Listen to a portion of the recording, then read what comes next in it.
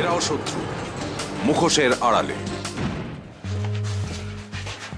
চলো অরিজিৎ, অরিজিৎ তুমি এটা কি করছো? চলো, ঠিক করছি। ও তোমাকে ওষুধ দিতে আসেনি, বিষ দিতে এসেছিল। ওর মধ্যে বিষ আছে, ও তোমাকে খুন করতে এসেছিল। চল বাড়ি চল, চল চল। আজ তোর একদিন আমার একদিন, চল। ও তোমাকে খুন করতে এসেছিল, ওর মধ্যে বিষ আছে, ও তোমাকে খুন করতে এসেছিল।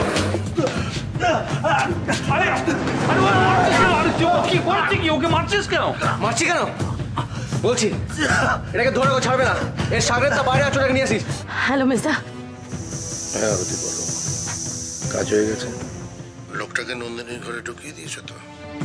হ্যাঁ, আমি ঢুকিয়ে দিয়েছিলাম, কিন্তু সবকিছু এখন গন্ডগোল হয়ে গেছে। গন্ডগোল হয়ে গেছে মানে? হঠাৎ করে নন্দিনীর ঘরে অরিজিৎ চলে এসেছে। অরিজিৎ লোকটাকে হাতে নাতে ধরে ফেলেছে। ইঞ্জেকশন দেওয়ার ব্যাপারটা পুরো ভেস্তে গেছে। কি বলছো কি তুমি? এখন ওই লোকটাকে ড্রয়িং রুমে নিয়ে গেছে। ড্রয়িং রুমে ওই সবার সামনে খুব মারধর করছে। মিসদা আমার খুব ভয় লাগছে।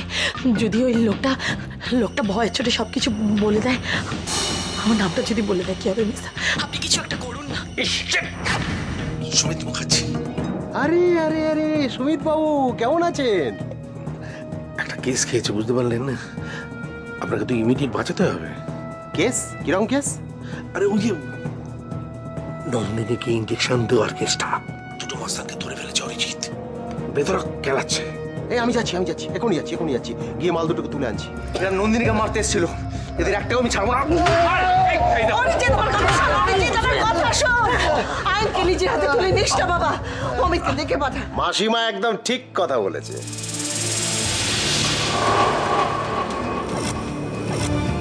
একদম পাক্কা কথা। ওদেরকে পুলিশের হাতেই তুলে দেওয়া হচ্ছে। বাবা, এটা সুন্দর চেহারা, গাট্টা গোটা চেহারা। বাহ বাহ বাহ বাহ বাহ, কি আস্পর্ধা রে তোদের! একেবারে ডিএসপি সাহেবের বাড়িতে ঢুকে পড়েছিস।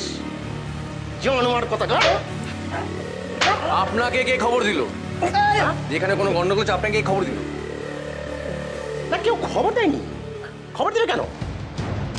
যে সিক্সথ সেন্স, আমার ষষ্ঠ ইন্দ্রিয় আমাকে কোথায় যেন একটু কুটুস করে চিমটি কেটে যেন বললো যে ডিএসপি সাহেবের বাড়িতে কিছু একটা গন্ডগোল ঘটেছে। আচ্ছা, ব্যাস চলে এলাম। এসে দিকে একদম দুটো মাল একদম রেডি। অরিজিৎ, অরিজিৎ, আজ তুমি না এলে। কেঁদো না, একদম কেঁদো না। আমি বলেছি না, আমি সব সময় তোমার পাশে থাকবো। দেখো, ভগবান ঠিক সময় মতো আমাকে পাঠিয়ে দিয়েছে। স্যার, চোখ এড়িয়ে নন্দিনী আন্টির কোনো ক্ষতি দিবাকরের কোনো লোক করতে পারবে না। আমি জানি মুখার্জি পরিবারের চারদিকে অনেক শত্রু ঘোরাফেরা করছে, কিন্তু ওদের চোখ এড়িয়ে মুখার্জি পরিবারের কোনো ক্ষতি ওরা করতে পারবে না। তোমাদের এখনো লেখালেখি চলছে? কি ব্যাপার হাজরা? আরে তোমাকে তো বেরোতে হবে। কোথায় স্যার? কোথায় স্যার মানে? ব্যানার্জি পাড়ায়। তুমি চৌধুরীকে নিয়ে এক্ষুনি চলে যাও সেখানে। ওখানে গিয়ে দেখবে কয়েকজন আছে যারা সব আতশবাজি বিক্রি করছে, শব্দবাজি হয় না, ফটকা ফটকা, সেই সব কটাকে তুলে নিয়ে আসবে। যা, চলে যাও। স্যার, থানায় তো আর কোনো অফিসার নেই, সবে রাউন্ডে বেরিয়েছে। আমরা চলে গেলে থানা তো পুরো খালি হয়ে যাবে। কি রে, তা থানা খালি হয়ে যাবে? আমি তো আছি। আর থানা খালি হয়ে যাবে বলে ক্রিমিনাল গুলোকে ধরতে হবে না? ওরা কি? যাও চৌধুরী, তুমি চলে যাও তো, হাজারের সঙ্গে চলে যাও। একদম দেরি করবে না, যাও। ওকে স্যার, চলো। সব কটা ক্রিমিনালকে ধরবে। পটকা বিক্রি করা, যাও।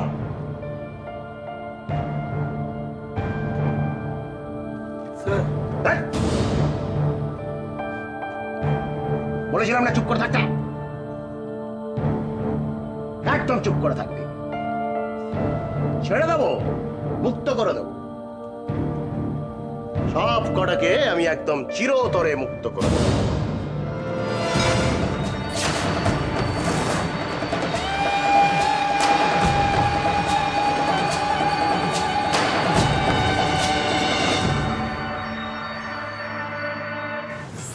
এরাও শত্রু, মুখোশের আড়ালে।